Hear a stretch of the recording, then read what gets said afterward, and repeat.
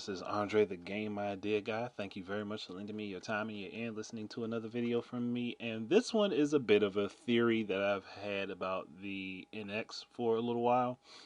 And the bad thing is, I had looked over several of their patents, and the one in particular to me that really sticks out is the one that allows for one platform, a stationary platform, to be basically augmented by another platform like a handheld device. And what I mean is, I'll post the link to the patent and the actual patent in the description. Like, there's a lot of reading to it, and I don't necessarily understand all of what's being said there, but the basic concept of it to me seems sort of to be like I've said before, like I've kind of hinted at that I would like to see a hybrid home console handheld thing from Nintendo. And to me, this makes a lot of sense that it could be this because of the way this patent rolls out. I mean, it doesn't necessarily have to be this generation. It could be something for next generation, but I think it's plausible for the current generation because of how things have played out with the Wii U. Um, One of the major problems of the Wii U is that the Wii U gamepad doesn't have very much processing power. It just has enough to really utilize the inputs that were given to it. That's about it. It has enough to utilize the inputs that were given to it, but it doesn't have enough to actually add to the capabilities of the hardware or to lessen the strain on the hardware when, say, a game like Hyrule Warriors comes, like you want to play two players, one person's on the gamepad screen and the other person's on the television. It kind of lowers the quality of the game. It lowers the quality of the look of the game. So, and my thinking was basically this: the handheld, the potential handheld I'm talking about, would basically be a PS Vita with functionality of the Wii U gamepad and utilizing the 802.11 AC. Well, an improved version of 802.11 to do a direct connect with the console and a chip that will allow for it. Which the Wii U gamepad actually uses 802.11 AC, but it is done in such a way that it's very similar to 802.11n. And the best way to describe the differences between the two Wi-Fi formats is this: 802.11 AC is like a web cast by a spider. Like, it's spread out, it has a specific amount of range, and it will catch everything that falls into that range. 802.11 is more like casting a fishing line. It is a direct connection right to the source. Like, it's like a streamline connection, which utilizes less power and can be far more efficient. That's the best way I can think to describe it. Now, what Nintendo could do is a customized version of 802.11n, like they've done a customized version of 802.11 AC. Um, they could customize it to the point where only the NX console potentially and the NX handheld potentially are compatible with each other, and they get minimal interference from other Wi-Fi connections.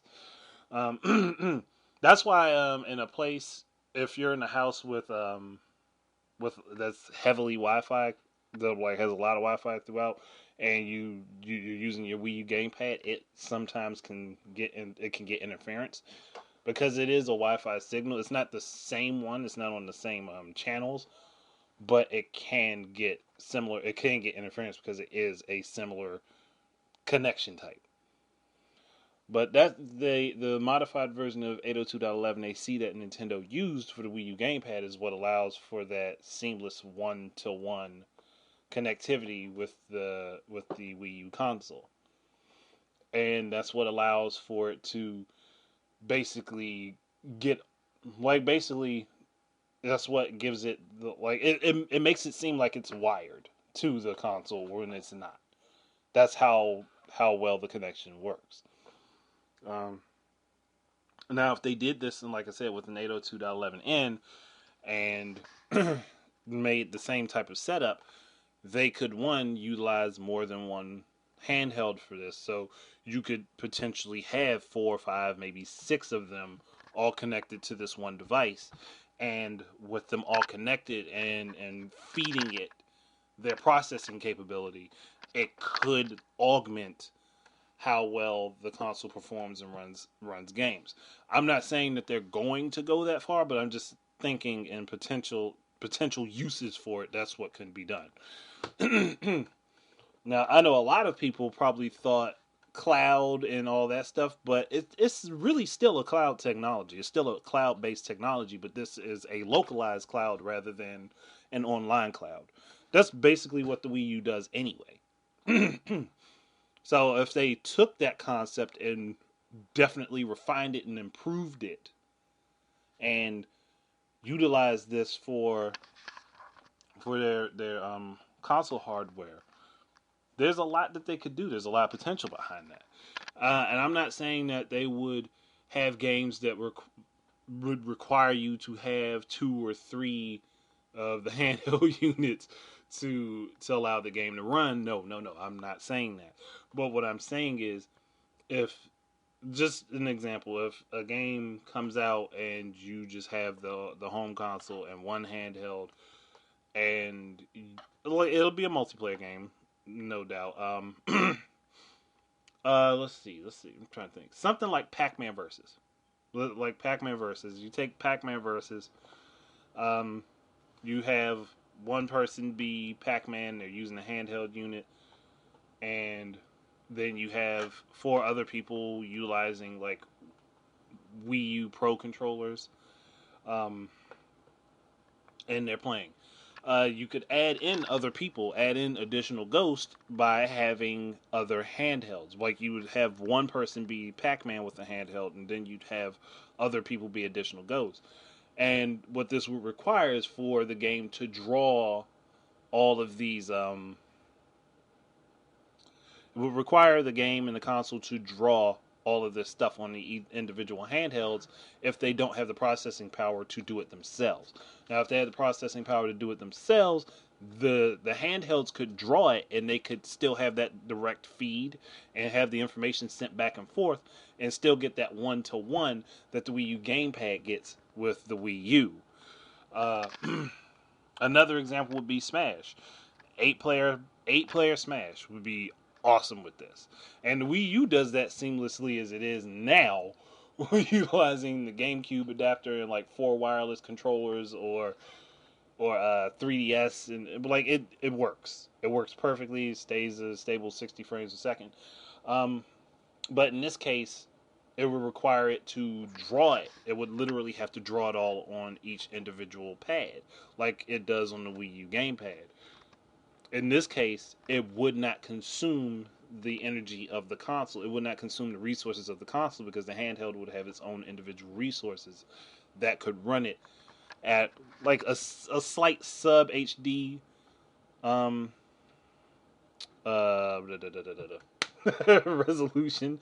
I don't know why my brain my brain completely lost that word for a second. But it can run at a slight sub HD resolution. I've been myself pushing 540p because I think that would be the sweet spot because it's a handheld screen and everything. But 540, like I said, 540p is slight sub HD resolution, but it still looks HD because of the size of the screen and how it's expanded. The games could run like this on the handheld that way. And, and like, and I got myself twisted up on my what I was trying to say. The handhelds would be basically augmenting what the console can do because they're utilizing their own processing and own processors and GPUs, which the Wii U gamepad does not have. If the Wii U gamepad had a beefier CPU and a GPU in it, then when you play Hyrule Warriors on two players, the quality would not go down. Like the quality of the game would not look a little washed. It wouldn't look muddy in comparison to playing it single player. It would look just about the same, pretty much, is what I'm saying. But the information would still be getting sent back and forth. It just wouldn't look. It would look basically how it's supposed to look all the time. Man. That's basically what I'm trying to say. Is the way it could augment it is to not draw the resources from the console, other than to say this game is playing on the console and it's now playing on this handheld, and this handheld can run it can run the game at this resolution and won't pull the resources from the console and make the console not wouldn't weaken the console in any way, shape, or form. And what I would think to be honest that this would be an optional type of thing, whereas you disconnect that one, then the resources from that aren't being pushed to the console; they're now on its own. Like that. That's kind of where my mind is. I know I'm not explaining this the best way. Like I kind of wish I kind of wish I had like Shadow Fox or Jay with me talking about this because they kind of understand this a lot better than I do. So I've probably exhausted everything I can really think of at the moment about it.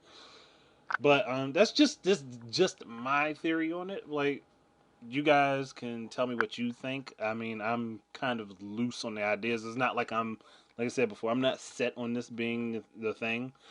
And to be honest, if this is happening, if this is the direction that Nintendo was going to go, and this is the direction that Iwata was trying to push them in, I would believe that the handheld version of this is going to be what launches in March next year, and then the home console portion of it would be launching later on in the same year, possibly around holiday of 2017.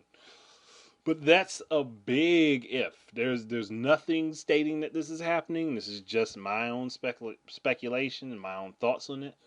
Just what's in my head at the moment. So take it with a grain of salt. Actually, take it with like a spoonful of salt. Be careful about how much salt you eat. You might like dry yourself out and choke the fuck to death. But just be careful with that. But thank you guys very much for listening. Keep your eyes and ears out for more of my stuff. And until the next time, enjoy your games. Peace out.